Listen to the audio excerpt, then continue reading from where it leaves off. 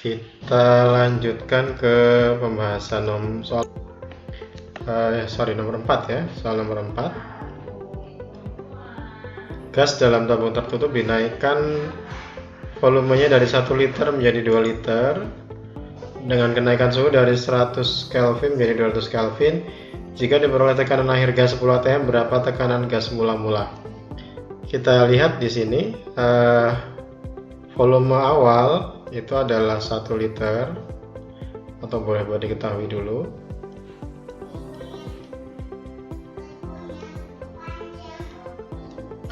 Satu liter, kemudian V2 nya adalah 2 liter, kemudian suhu awalnya 100 Kelvin, kemudian T2 nya adalah 200 Kelvin, kemudian P2 atau tekanan akhirnya adalah 10 atm. 10 atm. Nah, yang ditanyakan adalah tekanan gas mula-mulanya berapa, P1 nya berapa. Kalau kita lihat di sini, satuan-satuannya tidak ada yang menggunakan SI kecuali suhu. Tapi karena masing-masing satuan V1, V2 itu setara, T1, T2 setara, P2 ini juga nanti yang ditanyakan juga dalam ATM, maka kita bisa langsung pakai rumus ini, satuan ini tanpa harus dikonversi. Tapi syaratnya satu, harus setara semuanya. Nah, kalau belum setara semuanya maka harus dikonversi. Tapi kalau sudah setara semua boleh tidak dikonversi, langsung dihitung. Jadi P1 V1 per T1 sama dengan P2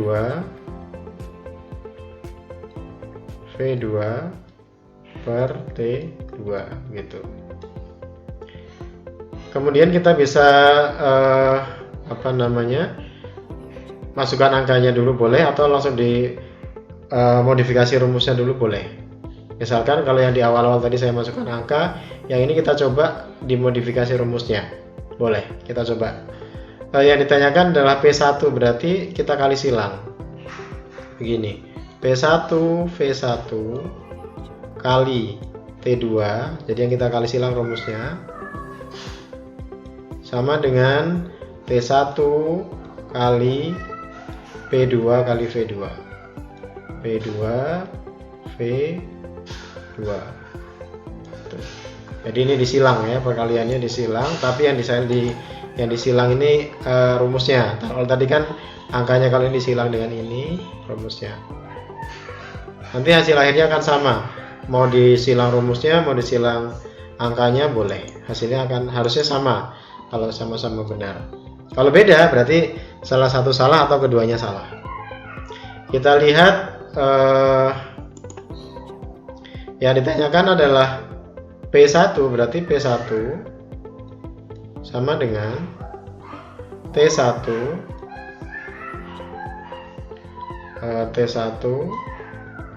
kali P2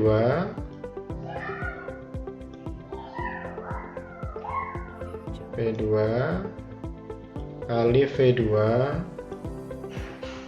per V1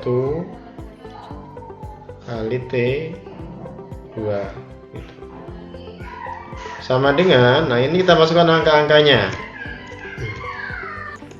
Nah, kemudian kita masukkan angka-angkanya lengkap dengan satuan. Kita lihat 100 ini, P2 nya 10 atm, 10 atm,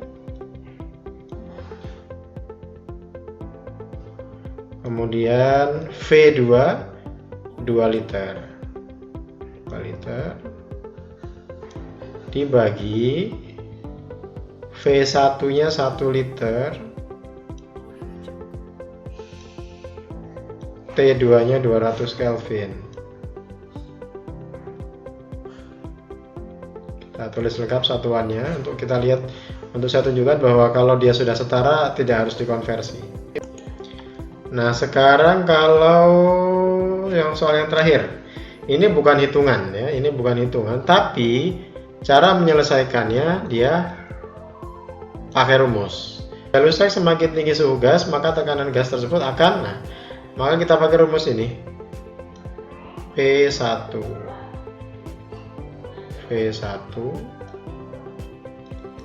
per T1 sama dengan P2 V2 per T2, atau juga bisa disebut sebagai bahwa P V per T itu nilainya konstan.